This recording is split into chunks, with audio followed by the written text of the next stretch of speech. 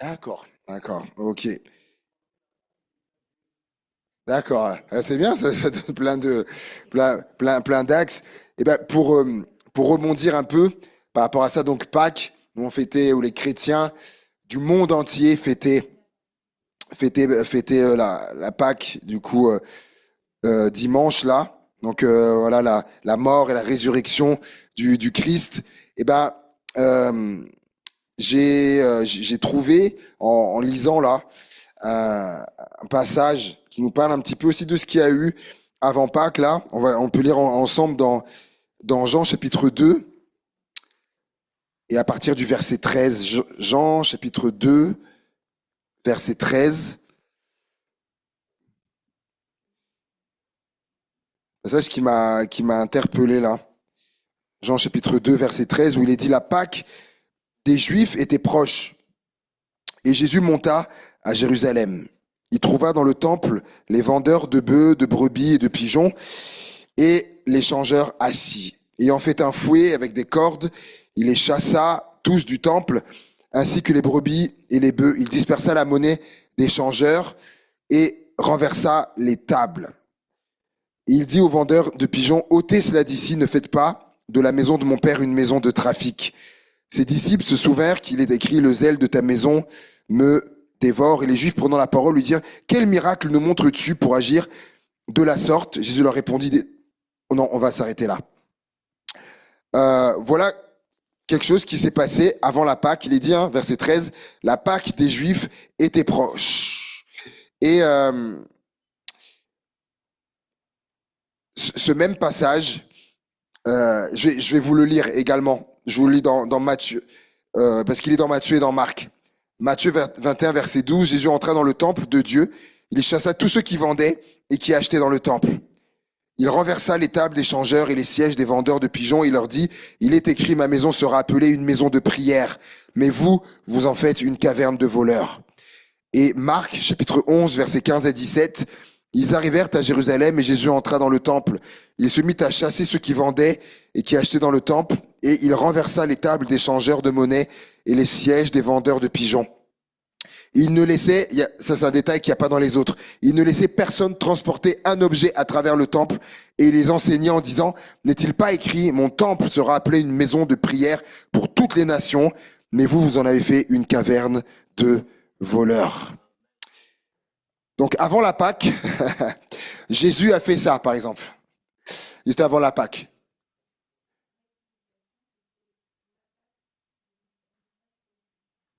Le titre, ah,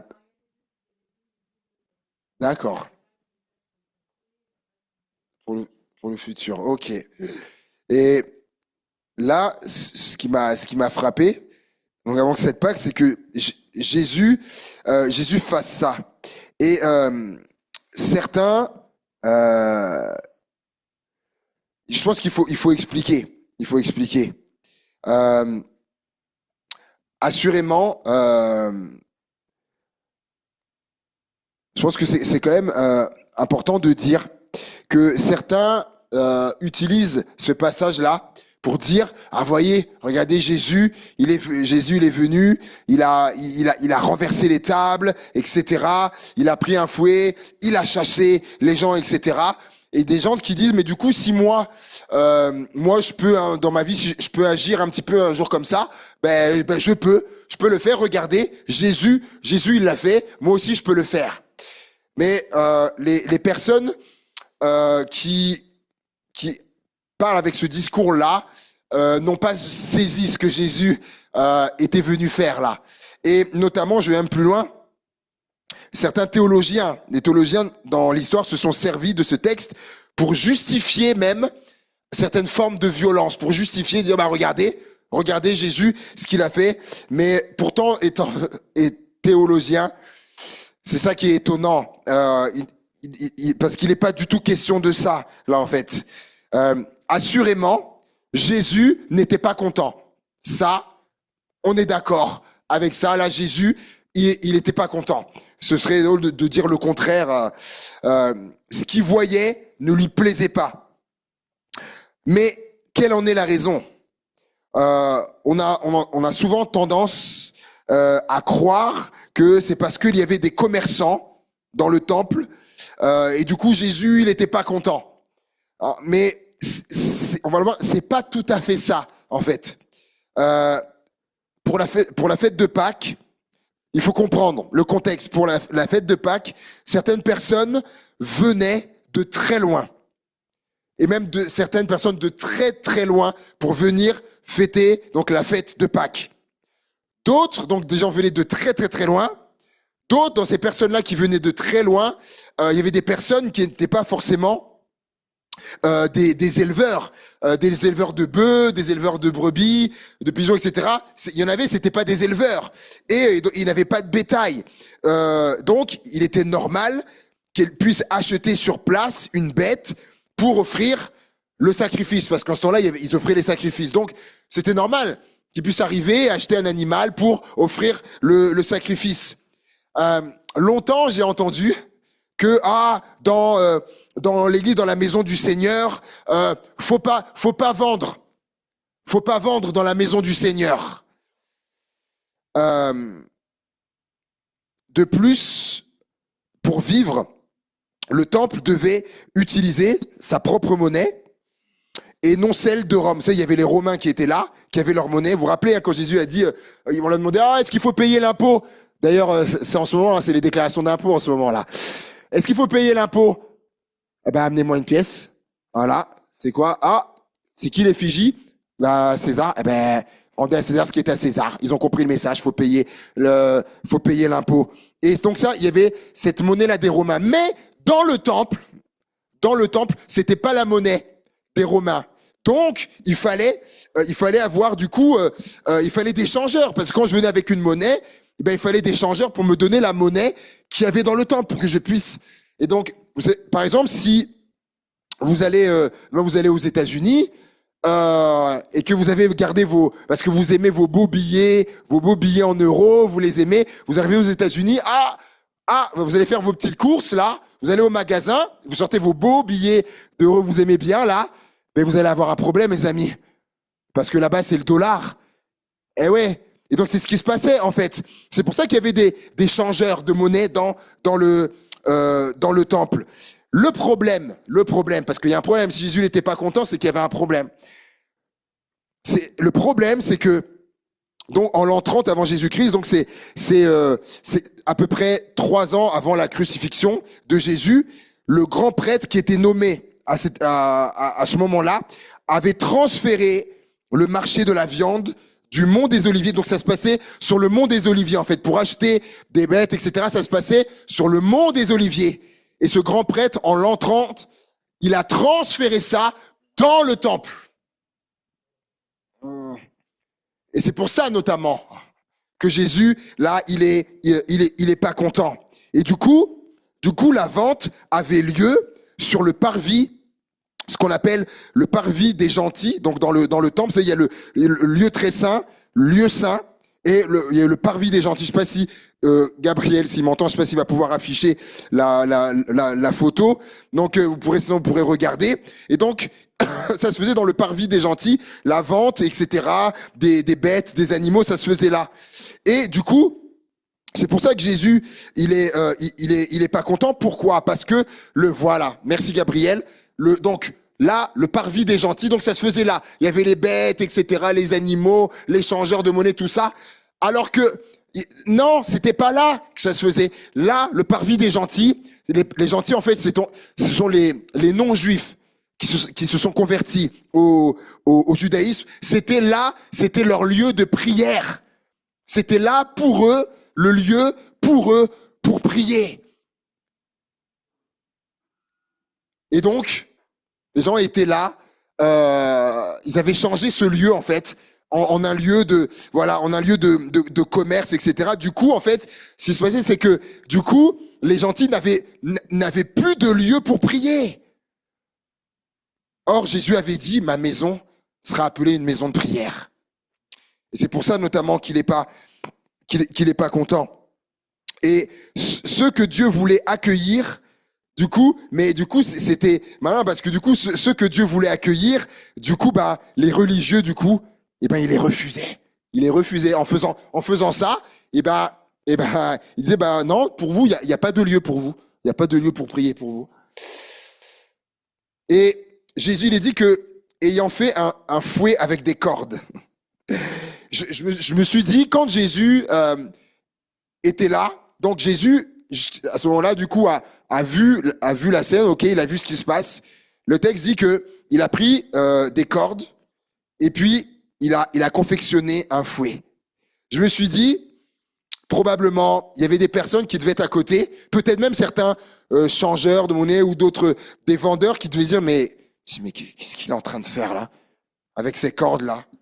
Qu'est-ce qu'il est en train de faire? Et je pense qu'ils étaient, je pense qu'ils étaient loin d'imaginer à quoi allait servir ce fouet, et notamment aller chasser. Et vous savez, il fallait bien un fouet avec des cordes pour chasser de nombreuses brebis, notamment des bœufs. Vous avez tous vu à quoi ça ressemble un bœuf. Vous avez dit, peut-être on l'a pas essayé. Vous avez essayé d'aller et de chasser un bœuf. Allez-y. Vous n'avez pas de fouet, rien. Allez-y pour dire au bœuf, allez, va-t'en d'ici, au bœuf. Les amis, quand je vois les images du, comment on appelle ça, où le président y va là, là où il y a les fermiers, le salon, l'agriculture.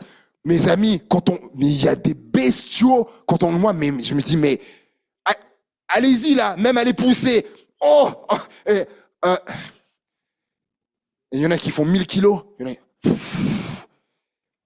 Donc oui, il fallait bien une corde avec des fouets pour aller et chasser tout ce monde-là, n'est-ce pas? On commence à comprendre. Et pour revenir à ce qu'il est dit dans ce texte, donc le Seigneur va faire ça, il va les chasser, et également il va renverser les tables des changeurs. Regardez un petit peu, je vous mets dans la scène. Il va renverser les tables des changeurs, notamment où il y a de la monnaie, puisqu'ils viennent pour changer la monnaie. Jésus, il renverse ça. Où se retrouve la monnaie, d'après vous? Par terre. Du coup, comment tu fais du coup pour ramasser par terre là? Notamment pour ramasser tes pièces. Et ouais, tu te baisses du coup.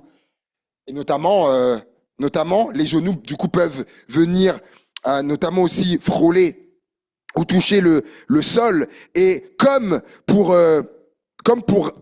rappeler que ce lieu-là était un lieu pour la prière, et que fallait pas mélanger, et comme pour dire aussi que la prière, c'est pas quelque chose qui se monnaie. La prière, ça ne se monnaie pas, la prière. Et il dit enfin, est-ce que vous avez remarqué qu'il va dire aux marchands de pigeons d'enlever cela d'ici? Pour les marchands de pigeons, il va pas renverser, il va pas chasser. Et si, mais oui, parce que s'il avait fait ça, probablement, c'était dans des cages. Tac, certainement, ce serait tombé. Du coup, les pigeons seraient partis et ils auraient perdu leurs biens. Alors que des brebis, des bœufs, ça va pas s'envoler. Vous voyez pas un petit peu aussi quand même le respect qu'il a, Jésus? Moi, ça m'a frappé, ça, quand même. Et on voit que, en fait, Jésus, tout cela, on voit que Jésus, il a pensé ça. Ça ressemble en rien à nos colères, à nous, au cours desquelles nous, on ne réfléchit pas très bien à ce qu'on fait, ni même à ce qu'on dit. Non, Jésus, c'est pas du tout ça. D'ailleurs, ils vont comprendre que Jésus veut faire passer un message, puisqu'ils vont poser la question, Jésus, mais quel miracle nous montres-tu là, en chassant tout le monde, en renversant l'État? Et j'ai noté ça, je vais terminer avec ça, et Jésus, en renversant tout ça, Jésus a tout remis à l'endroit. Je vais répéter. Jésus, en renversant, donc tout est à l'envers, du coup, les tables, les chaises, tout ça, en renversant, Jésus a tout remis à l'endroit. Et, parce qu'en fait, ils avaient tout, c'était à l'envers, en fait. Et il dira, vous en avez fait une caverne de voleurs. Pourquoi Jésus dit ça? C'est parce que à Pâques, donc quand ils venaient, les gens qui avaient pas de bétail, etc., pour offrir le sacrifice, donc ils arrivaient et bizarrement, bizarrement, il y avait eu une inflation. Et oui, sur les prix que les vendeurs mettaient, bizarrement, il y avait eu une inflation. Les prix, c'était hors de prix. Quelque chose qui était avant, je dis des bêtises. Des fois, le prix était multiplié par 10 parfois. Pour ça, Jésus dit, vous avez fait de ma maison de prière une caverne de voleurs. De voleurs. Et oui, en fait, c'était devenu un business. C'était devenu un business très rentable, très lucratif. Mais le sens d'origine avait été perdu. Parce que Jésus a dit, ma maison, c'était appelé une maison de prière. Et il dirait, un des textes dira, une maison de prière pour tous les peuples ou pour les nations. Pour les nations. Et j'aimerais faire le lien avec ça, une maison de prière pour les nations. Je sais pas, Gabriel, si la vidéo, j'ai envoyé une vidéo. Je sais pas si on va pouvoir la mettre parce qu'on a reçu des nouvelles de l'Inde, de l'œuvre notamment de Dieu en Inde. Et je disais qu'il y aurait des sujets, des sujets de prière. Et voilà, même s'il y a le son, la lecture, au moins on va voir. On va voir si tu mets lecture, voir ce que ça donne. Des fois, il y a un décalage. Voilà. Donc ça, je vais vous expliquer après ce qui se passe là. C'est en Inde. En Inde.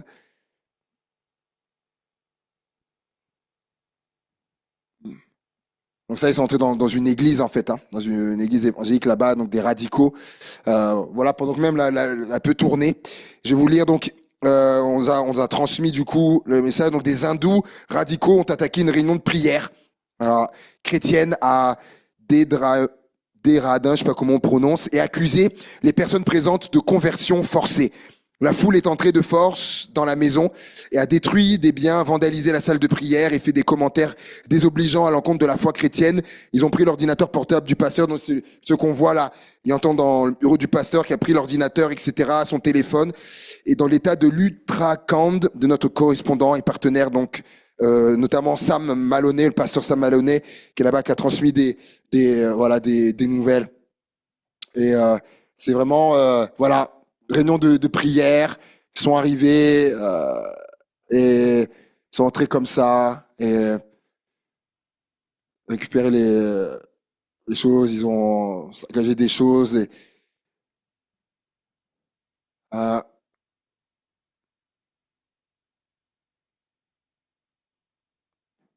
voilà, merci Gabriel. Et quand j'ai su ça, bien sûr, on nous a invités à la prière. Et je me suis dit, je vais communiquer ça aussi à l'église et qu'on puisse prier pour les chrétiens de l'Inde. Vous vous rappelez du coup ce que Jésus a dit, hein, ma maison sera appelée une maison de prière et pour tous les peuples, pour les nations. Et à commencer, j'aimerais qu'on puisse prier pour la nation du coup de l'Inde, le peuple de l'Inde, qu'on puisse prier pour eux. Vous savez que c'est un pays qui fait partie de l'index de persécution. Hein. Les chrétiens de là-bas sont très persécutés par les hindous. Là-bas, il y a aussi l'islam. Qui sont vraiment, qui en fait, eux, c'est très clair. Ils le disent, ils ne veulent plus voir le christianisme en Inde. C'est clair. Ils s'en cachent pas, ils le disent. Et donc, du coup, voilà, ils œuvrent comme ça. Et là-bas, comme dans d'autres pays, hein, nos frères et sœurs qui sont là-bas sont courageux. Ils tiennent bon, fidèles au Seigneur. Et ils sont là. Et je me disais, c'était dans une réunion de prière. Et je me suis dit, mais comment ne pas penser à nous imaginer? C'est comme nous ici, là. On est en train de prier, puis il y a des gens qui arrivent, et là, ils saccagent tout, ils vont, je dis, Seigneur, comment on réagirait? Comment on serait? Ouais. Et je me suis dit, Seigneur, faut qu'on prie. Seigneur, faut qu'on prie par rapport à ça. Pour eux notamment en premier.